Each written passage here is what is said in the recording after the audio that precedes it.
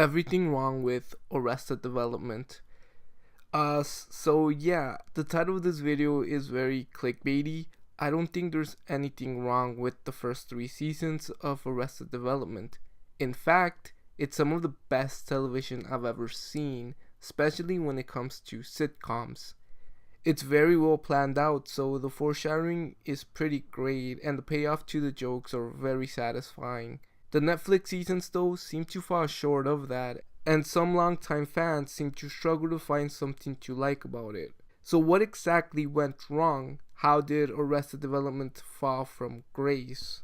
Well, a few of the problems seem to stem from the fact that a conceivable amount of time has passed since the show had been on. Almost 7 years. Mitch Hurwitz could be a different person who has a different sense of humor now. Not only that, but the actors had moved on to either successful careers or retiring from acting completely. Now for the story of a failed sitcom which gained cult classic status and the one creator who had no choice but to scramble and bring them all together again. It's Arrested Development, the Netflix years. So how exactly does Mitch Hurwitz bring everyone back together? Well, he isn't able to, at least not really. Some of these actors went on to have amazing careers in movies, other TV shows, and even music. While they were willing to reprise the roles for the show that launched their careers, their schedules didn't mesh perfectly. Hurwitz tried to tackle this, at first approaching it by making each episode about one of the Bluth family members and how they separated themselves from their family after the season 3 finale. He also used other techniques like green screen, stand-ins, and dubbing in the actors' voices. This leads me to my first problem with the new seasons. One of the other techniques that Hurwitz used was to amp up the role that the narrator had. I went back to watch episode 1 after finishing up with season 5, and I was very surprised at how minimal they kept the narrations per episode.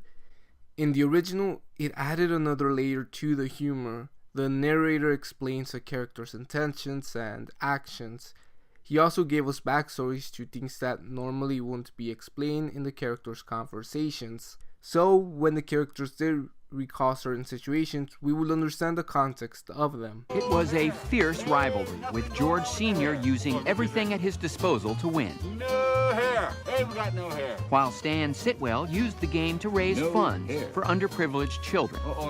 In the Netflix seasons, the narrator very much feels like a clutch for the story that the show was trying to tell. He explains plot points and spends a substantial amount of time recapping what had just happened in the previous episodes.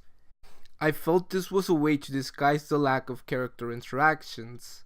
It wasn't so much a problem in the original season 4, because the episodes were a bit more straightforward and only focused on one character, but it became an issue after the remixed version.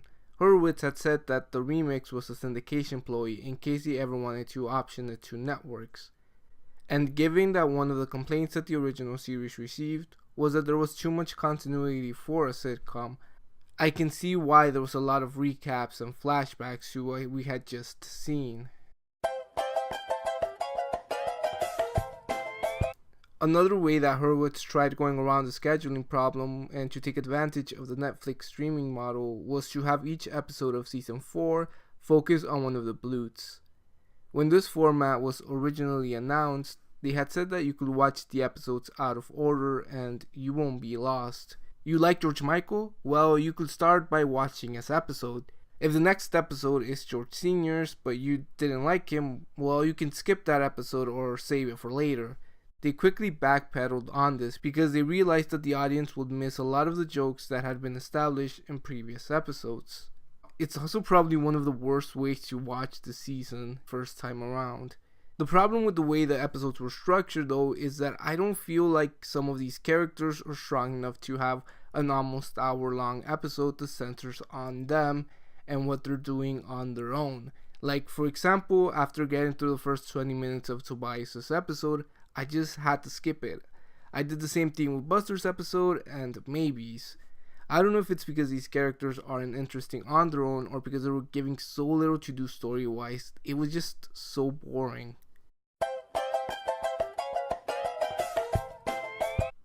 You can say, well, at least they might be interacting with interesting, funny side characters, but a lot of these new characters aren't all that imaginative. There's this one guy who has face blindness, then there's Marky Mark, Debris, Murphy Brown, and Dusty, just to name a few. They feel more like one-time jokes, but they're stretched out to be reoccurring characters. In the original, they were characters like the Literal Doctor, the Blind Lawyer, Rita, Wayne Jarvis, again, just to name a few. They were witty and creative. I rewatched their scenes and I still find them funny. With the newer side characters, when I rewatch their scenes, I have to roll my eyes. One of Netflix's benefits is that they don't have to follow any guidelines or TV parental ratings. Hurwitz took advantage of this and essentially made the show feel a bit more serious. There was this plotline that occurred in season 4 between Job and Antoni that just felt very mean-spirited, even for this show. I think that's why a lot of fans felt very alienated with these new seasons. The story and characters were darker and edgier. In the Netflix years, the Bloods were more nuanced and acting that was very sitcom-y and tropey. Now they almost seem like a parody of themselves. They've lost that nuance. Tobias was naive and clueless when it came to his double entendres and his acting career, but he was never this tone deaf. He was essentially holding Debris and Murphy Brown hostage because he wanted to be the quote-unquote caretaker of the family. It would have been funny if it had been an episode or two, but it was stretched out over half a season. Job is now over the top. His delivery now seems to rely entirely on him shouting his lines. I'm pretty sure this is how he was told to act because in shows like BoJack and Flaked, he's pretty great. In season 5 though, his only funny line was him shouting Family of the Year. Then there's Maybe, whose character I feel suffered the most. In the original, she was a neglected child who managed to hustle a job in the Hollywood industry, ironically becoming more successful than her father Tobias, who was an aspiring actor.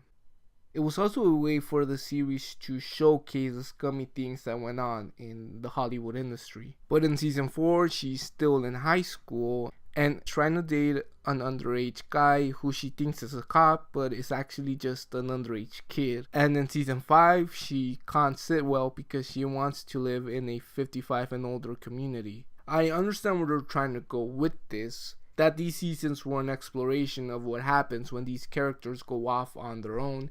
Yet I can't help but feel that goes against the spirit of the original show. I don't think Mitch Hurwitz had enough time to flesh out these characters to showcase them at the point they were at in the later seasons. Take for example The Office, where characters like Kevin and Andy become a joke of themselves later on in the series, but they had over 9 seasons to showcase this gradual change. And when the change did happen, it didn't happen overnight, and so the fans didn't really catch on to it until later on, and at that point they just sort of bought into it. I think that's one of my main gripes with this revival. When the series was on its 3rd season and on the verge of cancellation, Showtime offered to save it, which was an offer that Hurwitz refused, stating, "I had taken it as far as I felt I could as a series. I told the story I wanted to tell, and we were getting to a point where I think a lot of the actors were ready to move on. Continuing it back then would have made more sense than almost 7 years after, when everyone had moved on, not only with their careers, but with their lives." It's also probably the reason that the storyline felt so lackluster, because he didn't know where to take it. I wanted to see George Michael develop into his own fleshed out character that sort of breaks bad, but the worst he does is punch his father in the face. Don't get me wrong, that's pretty awful, but it just didn't carry enough weight to it. I would have liked the revival to have done a transformation where George Michael goes from being this awkward, timid kid to becoming this confident, suave, self-made business entrepreneur that sort of mirror George Sr.'s rise to power. That's the thing though, Arrested Development is very content with being a sitcom, where at the end of the day the status quo is reverted back.